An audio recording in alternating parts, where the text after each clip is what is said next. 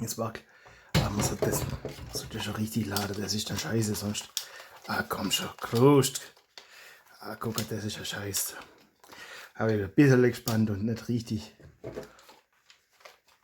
Das ist da wie bei blutiger Pfad Gottes, man lädt eine Waffe nicht nach, sondern man nimmt einfach eine andere. Das geht erstaunlich gut. Ich finde, das sieht halt schon, heftig aus. Das macht Spaß. Das ist natürlich nichts für den modernen Cowboy, wenn man auf Drahtesel ist, sondern das ist dann, wenn man so im Duell ist und dann oder in der Schießerei ist und dann einfach höhere Kapazitäten braucht. Und dann kann man da rumschießen.